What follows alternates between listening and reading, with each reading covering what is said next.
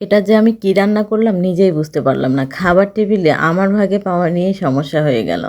তো যাই হোক আমি হচ্ছে বাজারে শুঁটকি মাছ কিনতে গিয়েছিলাম। আর শুঁটকি বিক্রেতা মামা আমাকে এই শুঁটকিটা মোটামুটি জোর করেই নিতে বলে যে, "মামা আপনি এটা রান্না করে খাবেন, খুবই ভালো লাগবে।" তো আমি ১ম এ নিতে চাইনি। চিন্তা করেছিলাম এর আগে এই শুঁটকিটা আমি কখনো রান্নাও করিনি। আর কিভাবে রান্না করতে হয় সেটাও আমি জানি না। তো নিজের মতো করে রান্না করেছিলাম। খেতে তো অসম্ভব মজা হয়েছিল। আর এই শুঁটকির নামটা মামা আমাকে বলেছিল, আমি ভুলে গিয়েছি। তা আপনারা কেউ জানলে অবশ্যই কমেন্ট করে জানাবেন। তো যাই হোক আমি শুঁটকি মাছটাকে একটু ছোট, ছোট করে কেটে নিয়েছি। তারপর ২০-২৫ মিনিট গরম পানি মানে কুসুম গরমের চেয়ে একটু বেশি পানিতে আমি ভিজিয়ে রেখেছিলাম। তারপর ভালোভাবে ধুয়ে নিয়েছি। এবার হচ্ছে চুলায় একটা প্যান দিয়ে তাতে কিছুটা আমি পেঁয়াজ দিয়ে দিলাম। মানে ১ কাপ পেঁয়াজ নিয়েছি, কিছুটা দিয়ে দিলাম আর কিছুটা রেখে দিলাম, পরে আমি ব্যবহার করব।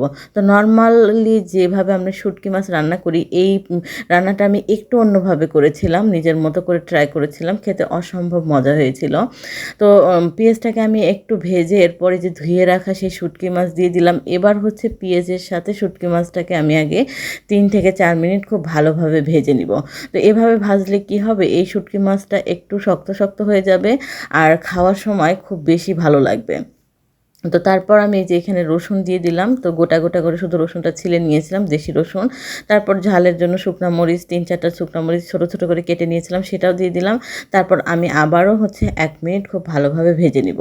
তো যখন হচ্ছে এতে লালচে কালার চলে আসবে তখন আমি খুব সামান্য পরিমাণ লবণ এখানে দিয়ে দিলাম। লবণ না দিলেও হবে কারণ এটার গায়ে অনেক বেশি লবণ থাকে। তো আমার একটু লবণটা বেশি হয়ে গিয়েছিল। আপনারা এই টাইপের শুঁটকি রান্না করলে লবণটা দিবেন না। তো যাই হোক এরপর হচ্ছে আমি একটা টমেটোকে কুচি করে কেটে রেখেছিলাম সেটা দিয়ে দিলাম। আর এই যে বাদবাকি পেঁয়াজটাও এবার দিয়ে দিলাম। তো দিয়ে আবারও একটু ভেজে নিলাম।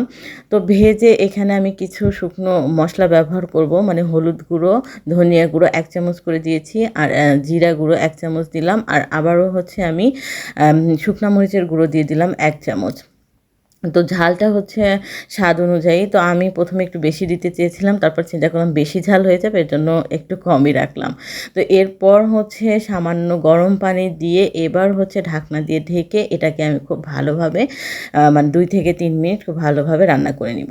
তো ঢাকনাটা খুলে দিলাম ৩ মিনিট পর। এখন দেখেন যে তেলটা প্রায় উপরে ভেসে উঠেছে। তো এখন হচ্ছে ঢাকনাটা খুলে রেখেই আমি হচ্ছে ১ মিনিটের মতো কষিয়ে নিব। আর এখানে আমি কয়েকটা কাঁচামরিচ ব্যবহার করছি। এই কাঁচামরিচটা দেওয়ার কারণে ফ্লেভারটা খুব সুন্দর এসেছিল।